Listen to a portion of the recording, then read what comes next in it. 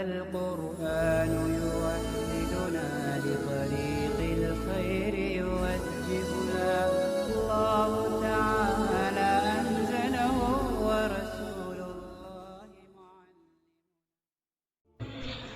بسم اللہ الرحمن الرحیم۔ مشکوٰۃ المصابیح کے مقدمۃ العلم کا سلسلہ چل رہا تھا، اور آج کے سبق کے اندر ہم حدیث شریف کی مشہور اور اولین کتاب الموطا کا تعارف آپ کے سامنے پیش کرنے کی کوشش کریں گے۔ سب سے پہلے آپ کے ذہن میں بات رہے کہ جو الموطا نام کی کتاب ہے حدیث کی، یہ اس حدیث کی کتاب کو روایت کرنے والے دو محدث ہیں۔ ایک تو یحییٰ ابن یحییٰ ہیں، اور ان کی روایت کردہ کتاب کا نام جو مشہور ہے وہ موطا الامام مالک ہے،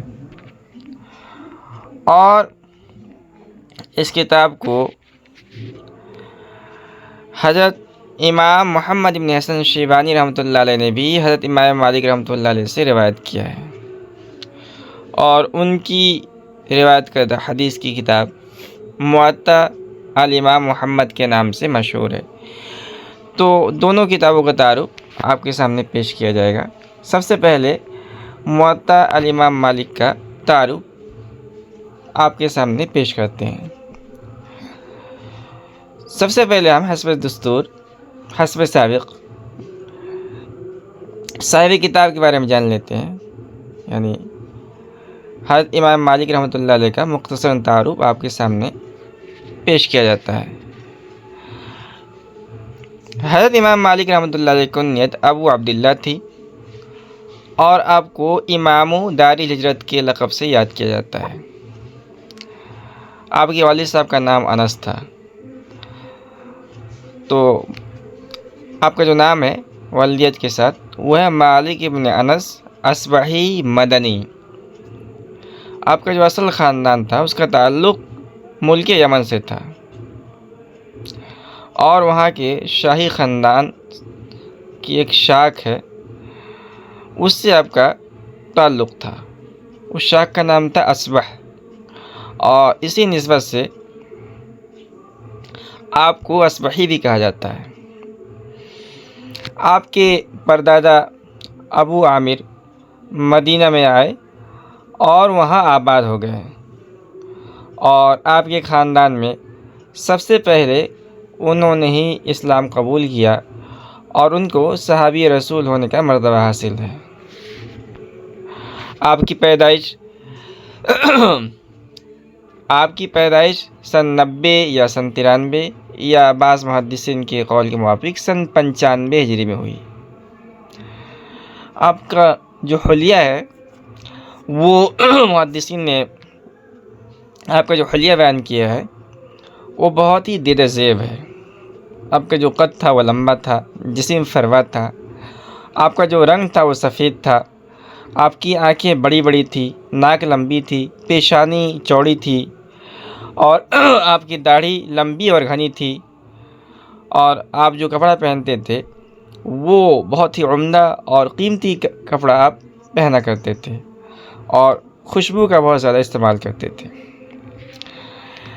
مدینہ کے اس وقت کے جو سب سے بڑے قاری تھے، جن کو امام القراء بھی کہا جاتا ہے، نافع ابن عبد الرحمن، ان سے آپ نے قرآن کریم کی قرأت و سند حاصل کی۔ محدثین نے لکھا ہے کہ آپ تجارت کیا کرتے تھے، اور ابتداً سرمایہ کی کمی کی وجہ سے چھت کی کڑیاں فروخت کر کے تعلیم آپ نے جاری رکھی، اور تقریباً 900 سے زیادہ شیوخ سے آپ نے علم حاصل کیا، جن میں 300 تابعین اور 600 تبع تابعین کا نام ہے۔ مدینے میں حضرت عبداللہ بن عمر رضی اللہ تعالیٰ کے درسگاہ کے جانشین اس زمانے کے اندر حضرت نافع رحمۃ اللہ علیہ ہوا کرتے تھے۔ آپ نے تعلیم و تعلم کے بعد آپ حضرت نافع کے جانشین مقرر ہوئے، 17 سال کی عمر سے تقریباً 62 برس تک آپ نے فقہ، فتویٰ، درس و تدریس کا سلسلہ جاری رکھا۔ حدیث کا بہت زیادہ احترام کرتے تھے، اور احترام کا عالم یہ تھا کہ حدیث کو بیان کرنے سے پہلے وضو یا غسل فرماتے تھے، عمدہ لباس پہنتے تھے، داڑھی میں کنگھی کرتے تھے، خوشبو لگا کر نہایت وقار سے بستر پہ بیٹھتے تھے، اور اس کے بعد پھر حدیث بیان فرماتے تھے۔ راستے میں کھڑے یا چلتے پھرتے آپ حدیث کا درس نہیں لیا کرتے تھے۔ ایک بار درس حدیث کے درمیان تقریباً 10 مرتبہ بچھو نے آپ کو ڈنگ مارا، جس سے بار بار آپ کا چہرے کا رنگ متغیر ہو جاتا تھا، مگر ایک ہی پہلو پر آپ کا درس جاری رہا، اور درس کے بعد آپ نے فرمایا کہ یہ صبر بہادری کے لیے نہیں، بلکہ میں نے حدیث کے احترام میں یہ صبر کیا ہے۔ 86 برس کی عمر میں ربیع الاول سن 189 ہجری میں آپ کی وفات ہوئی، اور جنت البقیع میں آپ مدفون ہوئے۔ یہ تھا صاحب کتاب کا مختصر تعارف۔ اب ہم کتاب کا نام جان لیتے ہیں اور اس کا مطلب سمجھ لیتے ہیں۔ تو کتاب کا نام جیسا کہ ہے، حضرت امام مالک رحمۃ اللہ علیہ کا کتاب کا نام ہے الموطا، اور چونکہ یہ حضرت امام مالک رحمۃ اللہ علیہ کی تصنیف ہے، جمع کردہ ہے، اس لیے اس کو موطا الامام مالک کے نام سے بھی یاد کیا جاتا ہے۔ اچھا،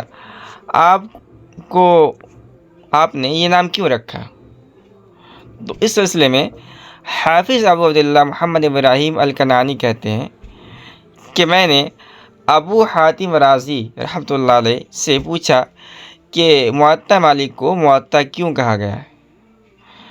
تو انہوں نے فرمایا اس لیے کہ حضرت امام مالک رحمۃ اللہ علیہ نے ایک کتاب تصنیف کی جس کو لوگوں کے لیے آپ نے آسان کر دیا۔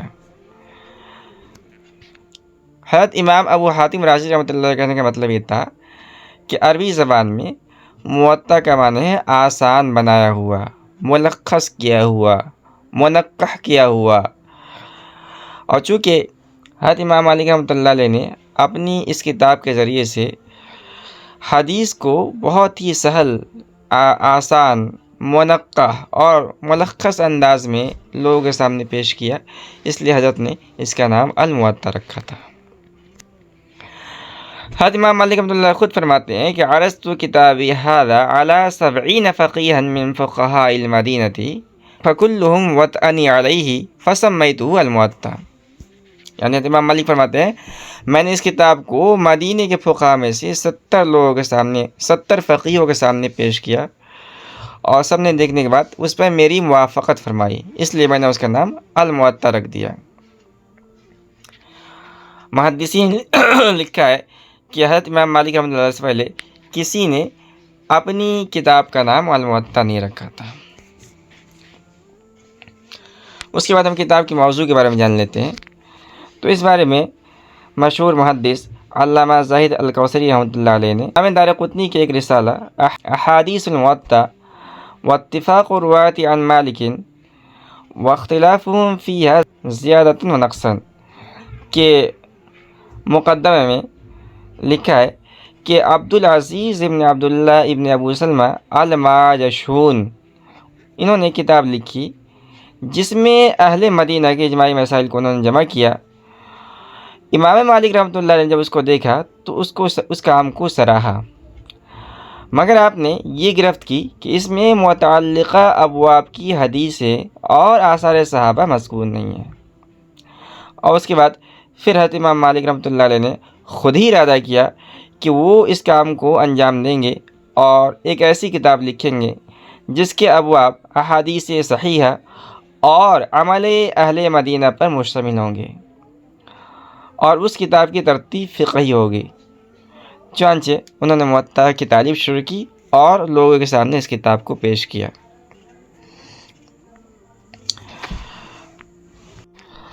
اب آخر میں ہم یہ بات بھی جان لیتے ہیں کہ حضرت امام مالک رحمۃ اللہ علیہ نے جب یہ کتاب لکھی تو آپ نے یہ کتاب اس نے لکھی تھی کہ وہ اسے لکھ کر ایک نسخے کی شکل میں لوگوں کو دے دیں گے اور وہ اسے نقل کرتے رہیں گے، جیسا کہ بعد کے جو محدثین مصنفین ہیں ان کا طریقہ رہا ہے، بلکہ حضرت امام مالک رحمۃ اللہ علیہ اپنی یادداشت کے لیے لکھتے رہے اور تھوڑا تھوڑا کر کے لوگوں کو سناتے رہے، چنانچہ اس میں کمی بیشی بھی آپ فرماتے تھے۔ اور چونکہ مختلف تلامذہ نے مختلف اوقات میں امام مالک رحمۃ اللہ علیہ سے موطا شریف حاصل کی ہے، اس لیے ان کی روایتوں میں ترتیب کا بھی فرق آپ کو نظر آئے گا۔ اسی طرح ابواب و احادیث کی کمی بیشی اور اسانید میں اتصال و انقطاع وغیرہ کا فرق بھی آپ کو ملے گا۔ حافظ ابو عبداللہ الدمشقی جو ابن ناصر الدین سے مشہور ہیں، انہوں نے لکھا ہے کہ موطا کے روایت کرنے والے روات کی تعداد 83 ہے، اور انہوں نے اپنی کتاب اتحاف السالک برواۃ الموطا عن مالک میں ان تمام کے تراجم بھی لکھے ہیں۔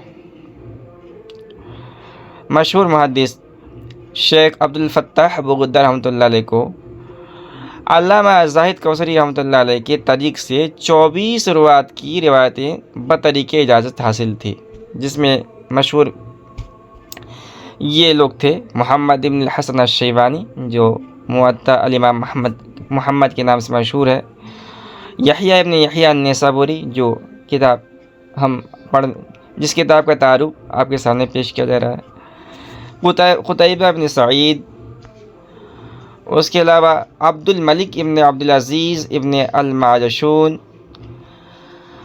عبداللہ ابن نافع الزبیری، عبداللہ ابن وہب المصری، اسحاق ابن عیسیٰ التبع، اور اس کے علاوہ حضرت امام محمد ابن ادریس الشافعی رحمۃ اللہ علیہ کی موطا بھی۔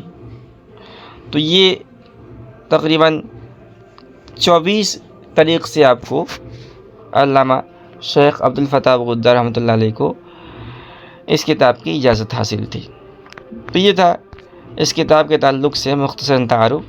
اب اس کے بعد آخر میں ہم جو یہ کتاب ہے یعنی موطا الامام مالک بروایت یحییٰ ابن یحییٰ، اس کی کچھ خصوصیات آپ کے سامنے پیش کرتے ہیں۔ سب سے پہلے اس خصوصی کتاب کی ہے کہ موطا کے تمام نسخوں سے اس کو یہ امتیاز حاصل ہے کہ تقریباً 3000 مسائل میں حضرت امام مالک رحمۃ اللہ علیہ کی آراء پر مشتمل ہے۔ دوسری خصوصیت یہ ہے کہ اوساط علمیہ میں جب موطا بولا جاتا ہے تو تبادر ذہنی اسی کتاب کے جانب ہوتی ہے، کیونکہ اسی کتاب کو سب سے زیادہ شہرت حاصل ہوئی ہے۔ تیسری خصوصیت یہ ہے کہ یہ ایک ایسے امام کی تصنیف ہے جو فقیہ، محدث اور امام متبوع ہیں، اور مشہور محدث شیخ علی بن المدینی فرماتے ہیں کہ فقہا کی حدیثیں علماء کے نزدیک نرے شیوخ کی حدیثوں کے بالمقابل زیادہ مرغوب ہوتی ہیں۔ امام اعمش فرماتے ہیں کہ ایک ایسی حدیث جو یکے بعد دیگرے فقیہ در فقیہ نقل ہو کر آئے بہتر ہے اس حدیث سے جس کو کوئی صرف محدث شیخ ایک دوسرے سے نقل کرے۔ چوتھی خصوصیت یہ ہے کہ یہ کتاب 2 صدی ہجری کی وسط کی تصنیف ہے اور اپنے موضوع پر سب سے پہلی کتاب ہے جس کے مؤلف نے ابواب فقہیہ پر حدیث کے جمع کرنے کی طرح ڈالی ہے۔ پانچویں خصوصیت یہ ہے کہ یحییٰ ابن یحییٰ کی روایت ان حدیثوں پر مشتمل ہے جو سب کے سب امام مالک رحمۃ اللہ سے مروی ہیں، ان کے علاوہ کسی دوسرے کے طریق سے ایک بھی روایت نہیں ہے، لہذا وہ اس بات کی مستحق ہے کہ اسے موطا مالک کہا جائے، جبکہ موطا بروایت امام محمد رحمۃ اللہ علیہ کی خصوصیت حاصل نہیں ہے۔ تو یہ چند خصوصیات تھی اس کتاب کی، اور اس کے علاوہ اور بھی خصوصیات ہیں جس کو آپ جب موطا پڑھیں گے تو آپ کے سامنے پیش کیا جائے گا۔ یہاں یہ بھی ضروری معلوم ہوتا ہے کہ اس کتاب کے راوی یعنی یحییٰ ابن یحییٰ اندلسی کے حالات زندگی کو بھی مختصراً آپ کے سامنے پیش کر دیا جائے۔ حضرت امام یحییٰ ابن یحییٰ کی کنیت ابو محمد تھی اور والد کا نام کثیر تھا، اور بربر کے مشہور قبیلہ مسمودہ کی طرف منسوب کر کے آپ کو مسمودی کہلاتا ہے۔ پورا نام کچھ یوں ہے: ابو محمد یحییٰ ابن کثیر المسمودی، اور چونکہ آپ اندلس کے رہنے والے تھے اس لیے آپ کو الاندلسی بھی کہا جاتا ہے۔ امام یحییٰ نے سب سے پہلے زیاد ابن عبد الرحمن ابن زیاد لخمی سے موطا کو حاصل کیا، اور اندلس میں سب سے پہلے مذہب مالکی لے جانے والے یہی ہیں۔ ملک اندلس میں سب سے پہلے مذہب مالکی لے جانے والے یہی ہیں۔ ان سے پہلے اندلس کے لوگ مذہب اوزاعی کے پیروکار تھے۔ طلب علم کے خاطر امام یحییٰ نے 2 مرتبہ مدینہ منورہ کا سفر فرمایا۔ پہلا سفر آپ کا سن 179 ہجری میں تھا، اور اس سال میں آپ نے جس سال حضرت امام مالک کی وفات ہوئی، چنانچہ آپ نے امام مالک رحمۃ اللہ علیہ سے براہ راست مکمل موطا کا سماع حاصل کیا۔ کتاب الاعتکاف کے صرف 3 ابواب آپ براہ راست امام مالک سے حاصل نہیں کر پائے، اور وہ ابواب تھے: باب خروج المعتکف الی العید، باب القضاء فی الاعتکاف، باب النکاح فی الاعتکاف۔ امام یحییٰ حضرت امام مالک کی خدمت میں ابھی موجود ہی تھے کہ امام مالک رحمۃ اللہ علیہ کا انتقال ہو گیا۔ چنانچہ حضرت یحییٰ آپ کی تجہیز و تکفین میں بھی شریک رہے۔ اس کے بعد حضرت امام مالک کے سب سے دل قدر تلمیذ عبداللہ ابن وہب سے آپ نے موطا حاصل کی، اور اسی طرح امام صاحب کے دیگر بہت سے اصحاب و تلامذہ سے بھی کسب فیض کیا۔ دوسری مرتبہ مدینے کے سفر میں مدونہ کے مؤلف اور امام مالک کے بڑے تلمیذ ابن القاسم سے علم فقہ آپ نے حاصل کیا، اور روایت و دراعت میں کمال پیدا کرنے کے بعد اپنے وطن تشریف لے گئے، اور مذہب مالک کے مطابق درس و افتاء کی خدمت انجام دیتے رہے۔ امام زرقانی رحمۃ اللہ علیہ نے آپ کو متعلق لکھا ہے کہ یحییٰ ایک مرتبہ امام مالک رحمۃ اللہ علیہ کے درس میں بیٹھے ہوئے تھے، اتنے میں ہاتھی آ گیا۔ سارے لوگ یعنی طلبہ ہاتھی دیکھنے کے لیے چلے گئے، مگر یحییٰ اپنی جگہ سے ہلے بھی نہیں۔ امام مالک رحمۃ اللہ نے فرمایا: تم ہاتھی دیکھنے کیوں نہیں گئے؟ تمہارے ملک میں ہاتھی پایا بھی نہیں جاتا، پھر بھی تم دیکھنے نہیں گئے؟ یحییٰ نے جواب دیا: میں اپنے وطن سے ہاتھی دیکھنے نہیں آیا، میں تو آپ کی زیارت اور آپ سے علم کے جوہر اور اخلاق کی موتی حاصل کرنے آیا ہوں۔ حضرت امام مالک رحمۃ اللہ علیہ کو جواب بہت پسند آیا، اور آپ نے ان کو عاقل الاندلس کا خطاب دیا۔ علماء نے لکھا ہے کہ اندلس میں فقہ کی امامت آپ کو حاصل تھی، اور آپ ہی کے ذریعے سے مذہب مالکی کا اندلس میں رواج ہوا۔ منصب قضا آپ کو پیش کیا گیا تو آپ نے معذرت کر دی۔ آپ کی وفات رجب سن 234 ہجری یا 233 ہجری میں ہوئی، اور اس وقت آپ 82 سال کے تھے۔ اور آپ کی روایت کردہ نسخے کی خصوصیت یہ ہے کہ امام مالک رحمۃ اللہ علیہ سے آپ نے آخری زندگی میں سماع حاصل کیا، جس کی وجہ سے یہ نسخہ سب سے آخری نسخہ قرار پایا، اور آخری سماع اور آخری نسخہ ہی قابل ترجیح ہے۔